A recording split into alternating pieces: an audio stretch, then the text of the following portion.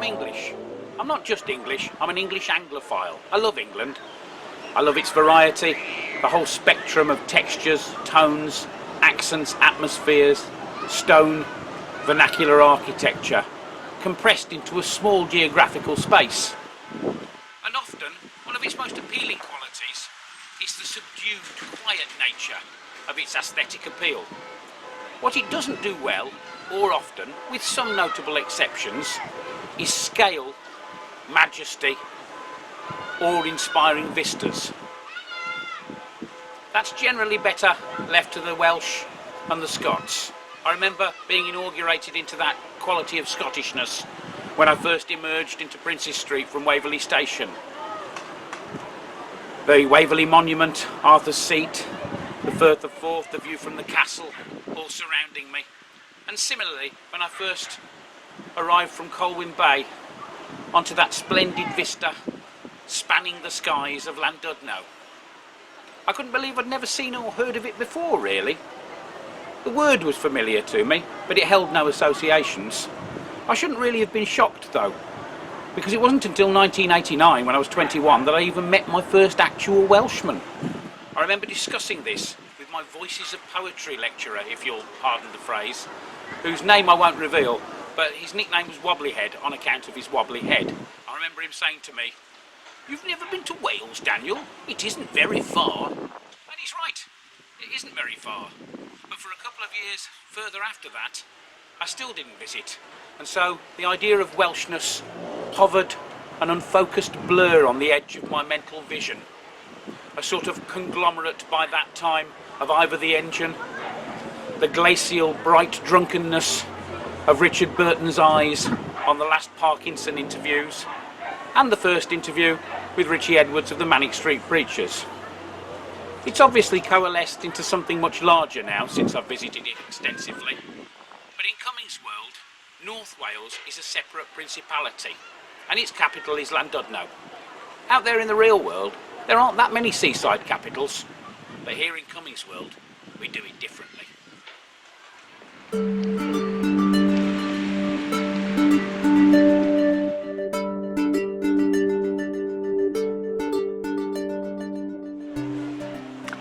My experience growing up was opposite to yours. In what way? We spent every year, sometimes more than once, whether it was family or with scouts in Wales, on the coast or in Snowdonia. That is because you are a true black countryman, whereas I am a transplant, aren't I? Whereas I was born in the black country, none of my family were from anywhere near there, and therefore you did the real thing, didn't you? Whereas I went to funny places like Sidmouth and the Lake District. Nothing wrong with either.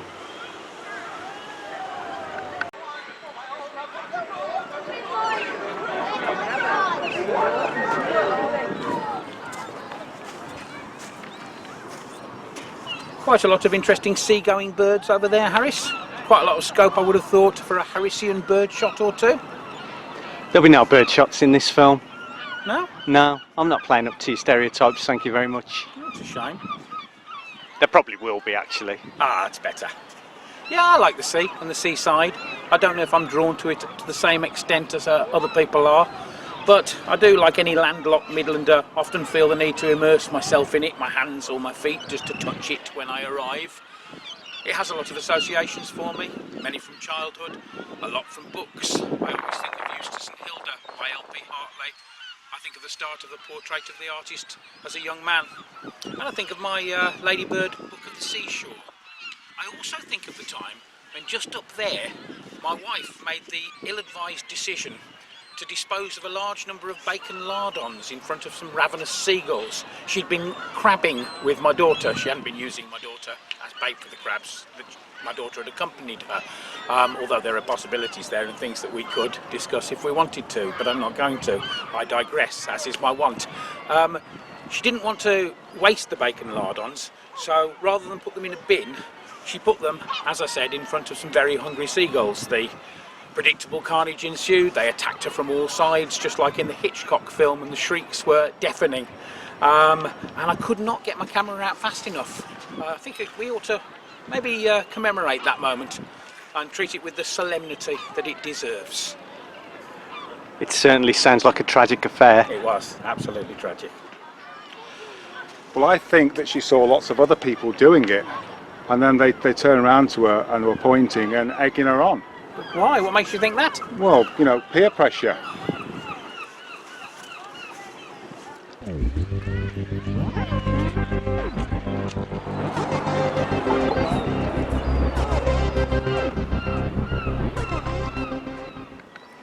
Stylistic unity is a funny thing.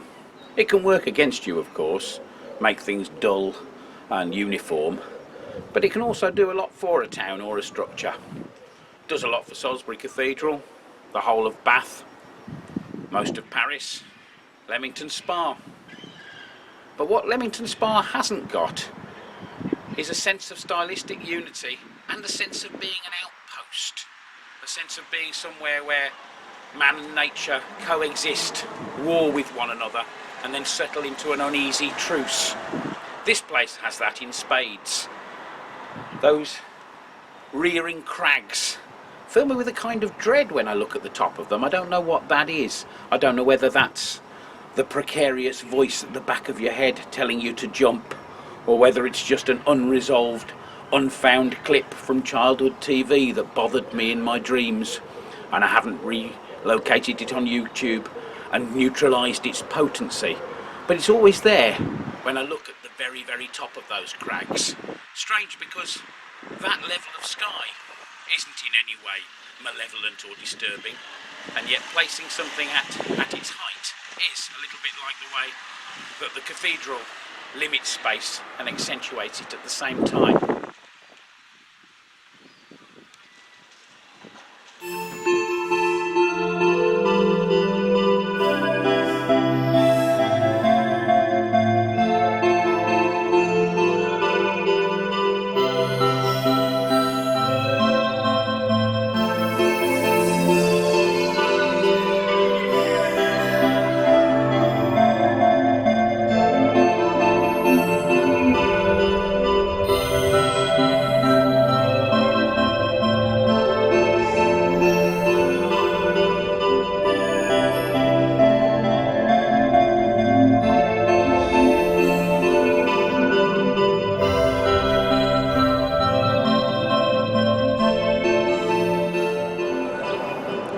When you look up wrought iron on Wikipedia and how it's made, within the first 2 lines you get the words pig and slag.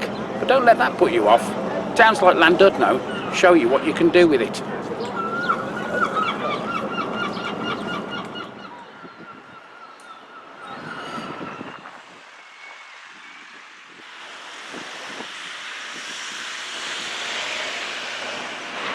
It's not just the swathes of architectural confectionery, the pastel green, blue and cream layers of wedding cake Edwardiana that sign the place off as so singularly itself.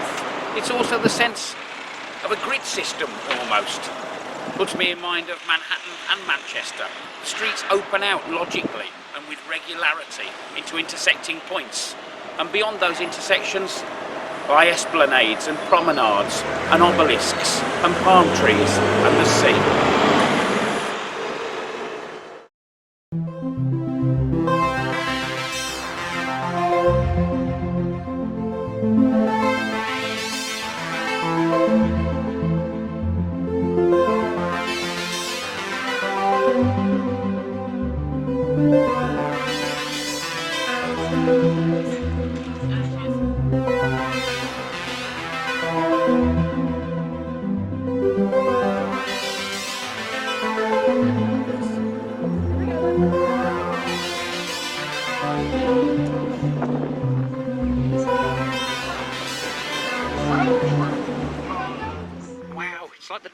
tribbles down there, except with jellyfish.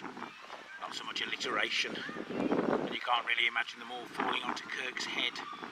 I suppose you can actually. Beautiful though. Magnificent in all their stringy and oleaginous forms. Just goes to show if you lose one, well, there's plenty more jellyfish in the sea. Mike, if you've got a pound, go and put a pound in that, see what that telescope's got to say for itself. It might end up being better than Dan's last monologue.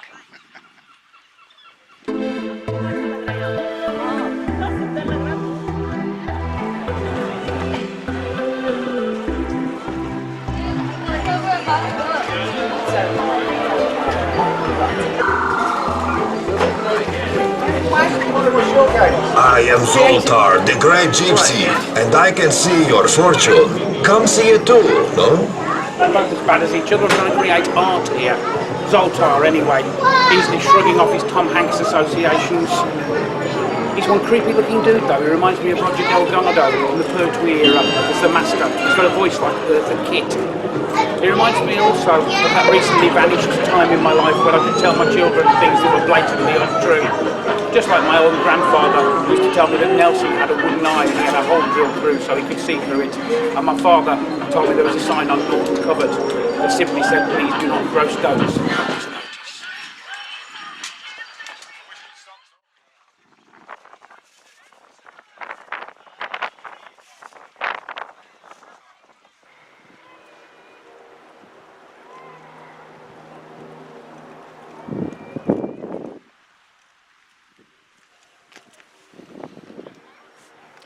The bay at Llandudno is home to over 30 shipwrecks, the oldest of which, the Phoenix, sunk in 1642.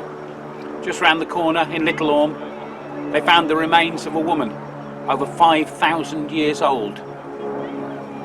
There's something about the diagonally descending zigzag lines that throng the rocks that protrude from the town here that puts me in mind of a sinking ocean liner.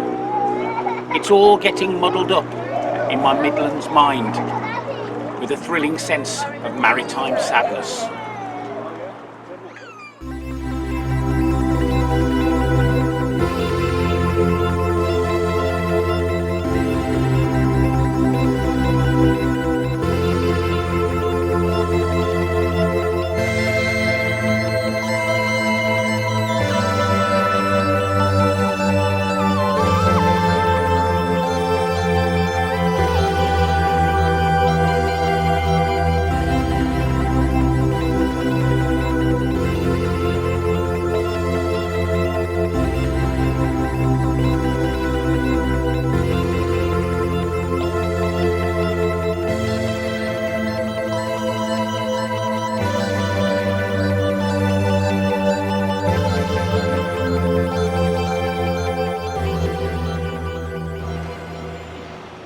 So what if Zoltar could tell my future?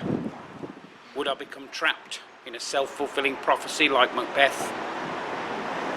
Or would I hold in my hands the power to shape and change the course of events and watch that power slip through my fingers like sand, like Tom Baker in Genesis of the Daleks? Or would I crush my own dreams like Ethan Hawke in Before Sunrise, delivering that nihilistic blow of our true tomorrows? Like Philip Larkin said, the peak that for us remains in view, for the old is rising ground.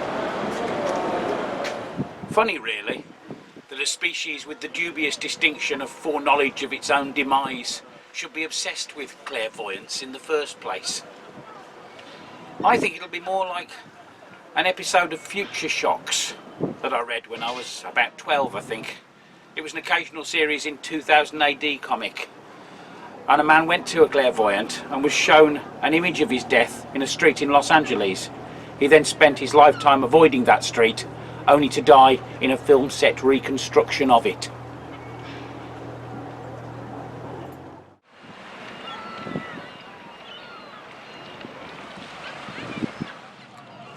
And I think that's how it would be. I simply think that we would fail to understand what we'd been shown. Not like Macbeth, tricked with words by the fiend that lies like truth, but simply misunderstanding our first glimpse and reconfiguring all of our subsequent glimpses thus. It's a little bit like the way I used to see the bull on the old Bullring shopping centre. For the first 17 years of my life, I saw it as a brontosaurus because I was interested in brontosauruses as a child, as any respectable child is.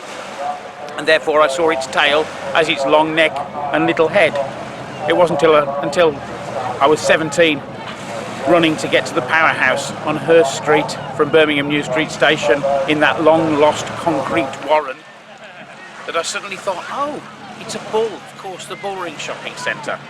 It's comforting to think, I think, that no matter how far you plumb the depths of your feelings about mortality, you eventually return to great lost dinosaurs of the West Midlands.